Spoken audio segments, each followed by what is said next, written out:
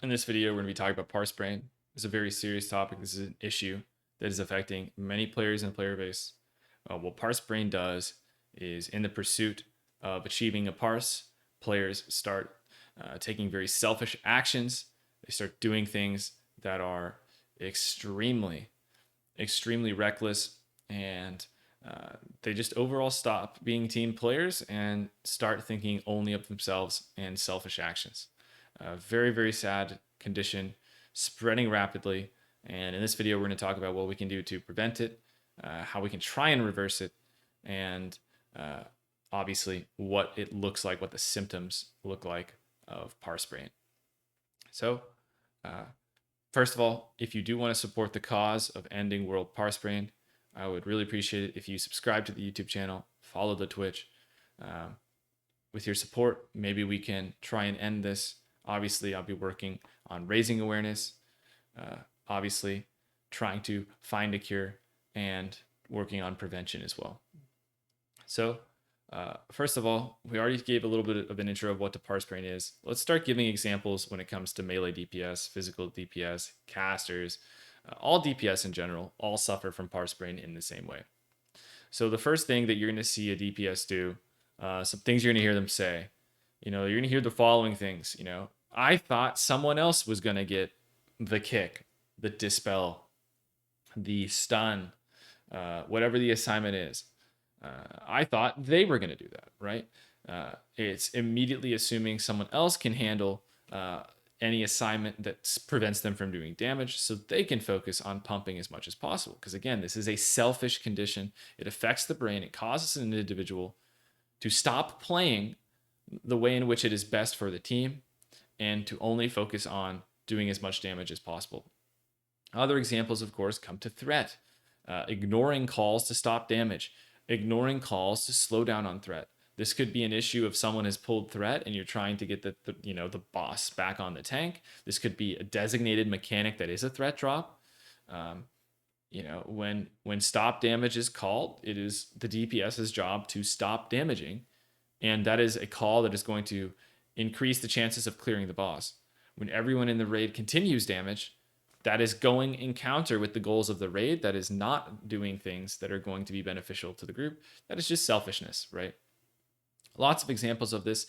We mentioned interrupts. There's utility, not using misdirect enough because it's a damage loss of a global, not shattering or vanishing or feign deathing early, hoping that you don't have to use the global so that you can squeeze out more damage. Again, things like that. Just think of it like this, right? Think of the point of view of a rogue who decides not to vanish or a warlock who decides not to shatter, right? The cost is so small, and what do you get in return? You get like basically nothing in return. But the downside is so large. You risk potentially wiping the entire raid, or at the very least dying yourself, and potentially getting other people cleaved or killed, whatever the situation is, solely because you don't want to use a threat drop ability. Ridiculous, and it just shows just how far gone some people can be when afflicted by Parsebrain. Another big issue is going to be padding and not following assignments. Best example is going to be Muru. On Muru, it is very important that you kill the right targets. Really, the only difficulty when it comes to Muru is making sure that you are hitting the right targets and you do not fall behind on the ad waves so that you can push at a good time. If you have warlocks that are padding damage casting Seed of Corruption on humanoids when their assignment is to focus sentinels, it's a disaster. You've got tanks taking more damage because the sentinels hit really hard, potentially risking death because the sentinels can kill your tanks very quickly. You've got your melee DPS are just going to stand around doing no damage during darkness because the warlocks killed all the humanoids that are supposed to be taken care of by the melee and cleaved by the melee. It's just a chain reaction. It's a complete disaster.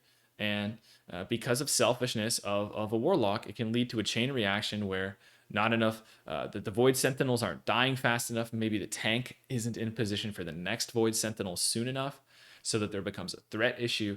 So many chain reactions can result from it. But that's pretty much it when it comes to DPS. Again, They already want to do a lot of damage. It's good for a damage dealer to focus on doing a lot of damage. That is their primary job. But when they stop following even the most basic assignments, when they're not willing to sacrifice even the slightest amount of damage to make team decisions, that's when you know Parsebrain has really set in. Next, we're going to talk about tanks. Tanks is pretty similar, or pretty simple rather. Tanks is not that big of a deal. You know, a tank with Parsebrain is just not going to prioritize survivability enough. They're going to wear gear that is more threat or more DPS oriented than they need to. It's at the end of the day not usually that big of a deal because a lot of the content is not tuned super precisely in TBC at least. But going into Wrath could definitely be an issue if your tanks are prioritizing too much DPS for parsing. They really can grief the raid, as they really should be focusing on surviving as long as threat is not an issue and the damage dealers can do damage without being throttled. Often the big issues you're going to see tanks doing is equipping gear that is too offensive, and especially on fights where they don't need to. So take a fight like Brutalis, where the second tank can just taunt the threat that the first tank builds. On a fight like Brutalis, you should be in full mitigation. You should reduce the chances of dying as much as possible. On a fight where you were soaking, another tank is going to be tanking the boss and you're just soaking cleaves. Again, your responsibility is to take as little damage as possible to make it as easy as possible on the tanks.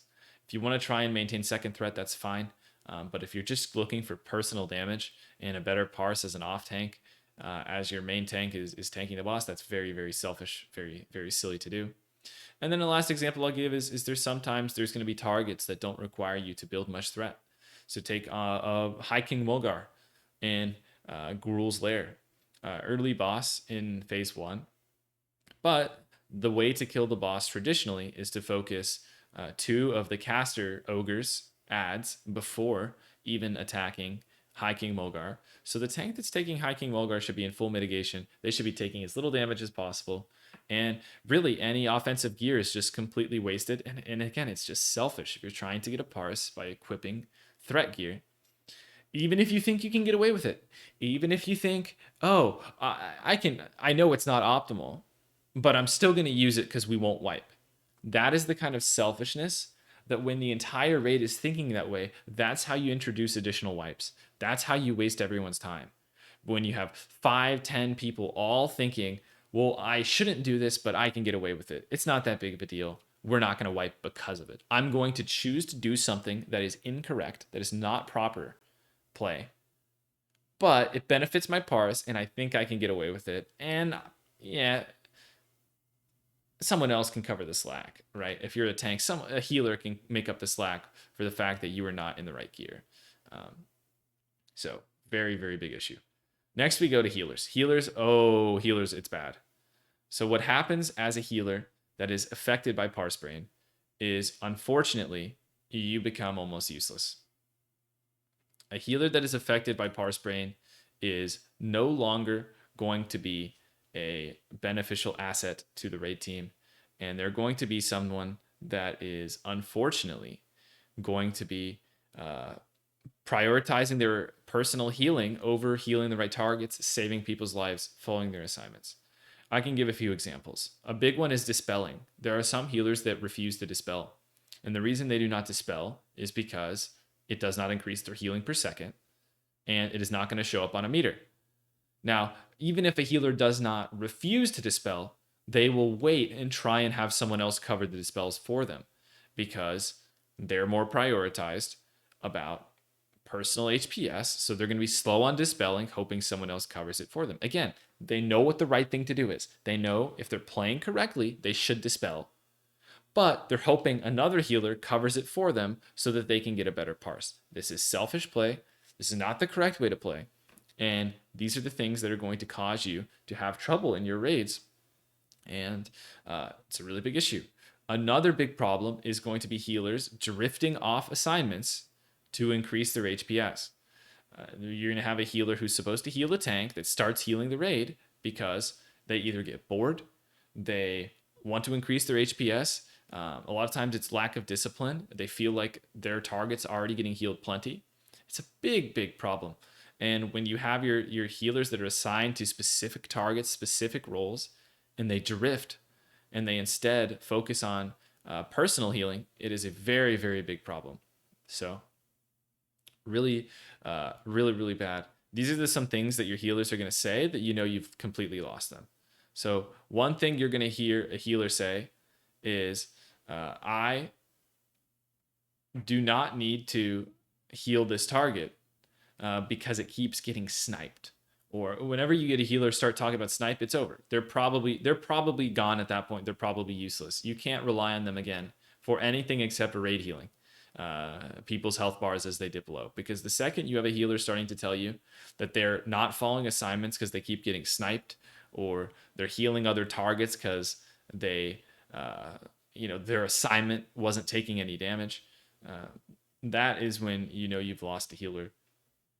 You're often going to find healers trying to push their limits, trying to get away with ditching their assignment to heal other people, and that's how you lead to wipes. Now, again, there is nothing wrong with, as a healer, healing other targets beyond your assignment if your assignments do not die, and if no one else has to compensate on your assignment.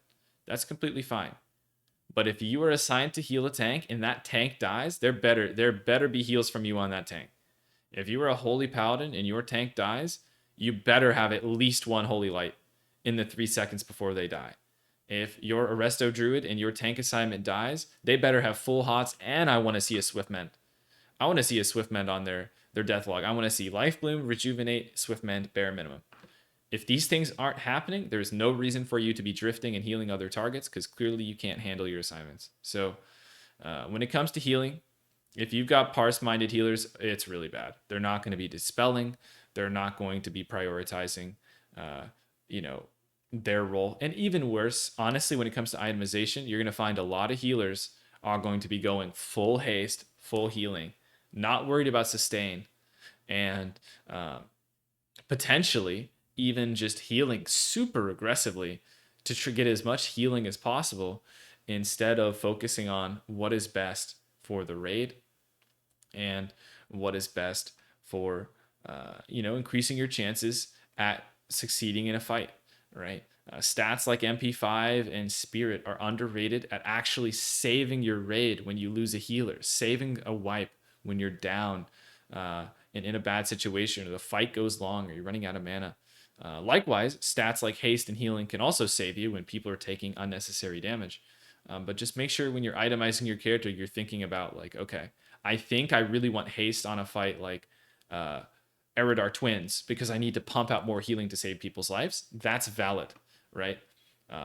On a fight like Brutalis, prioritizing haste so that you can snipe more heals, and then having to call for Shadow Priest or Innervate because you're not itemizing for sustain, that's not necessarily going to be something that you should be doing. Anyway, when it comes to that's a kind of a summary of how it affects different groups. When it comes to how to prevent and how to solve Parsebrain, really what it comes down to is you just got to convince individuals that they are being selfish with these actions. It's really important to understand that everyone in the raid has the capacity to try and parse. Everyone in the raid has the ability to ignore mechanics and try and do more damage, and that it's just very selfish for individuals to think they're above doing mechanics, they're above following assignments, and that they should be able to get away with stuff that they shouldn't. So it's all about being a team player. It's all about understanding that you're wasting other people's time. Maybe try and convince someone that they need to stop being a Parsebrain by telling them, hey, every time you do something stupid like that, everyone in the raid is wasting gold on consumes. You're wasting everyone's time, and everyone hates you. I hate to break it to you, Parsebrainers out there. Everyone in the raid hates you in the moments you wipe the raid for pure selfishness. Everybody makes mistakes. Everybody's going to cause a wipe eventually or do something wrong, but you never should be wiping the entire raid due to pure selfishness, pure individual gain, trying to do something for a parse. Everyone in the raid is looking at you and thinking, that guy is so selfish. That guy does not care about anyone else in the raid. they solely just care about themselves and their parse, and it's really not a good look. So that's really the only thing you can do to try and combat the Parsebrain, is just know that you're wasting everyone else's time, and maybe find some satisfaction in being the person that takes upon the responsibilities that actually saves the raid. Try and feel useful. Be the one who's dispelling. Be the one who's interrupting. Be the one who's CCing. Be the person in the raid that is actually making the biggest impact on succeeding in the raid, rather than only focusing on damage. Because at the end of the day, it's pretty easy to replace people when it comes to damage. Lots of people can hit a single target rotation. The best players are the ones that can continue playing their character at a high level while also being a team player, while also using their utility properly. So let me know what you guys think. If you have more examples of Parsebrain, feel free to share them. Make sure to subscribe to my YouTube channel and follow my Twitch in the description below. Thanks for watching, guys, and I'll see you in the next video.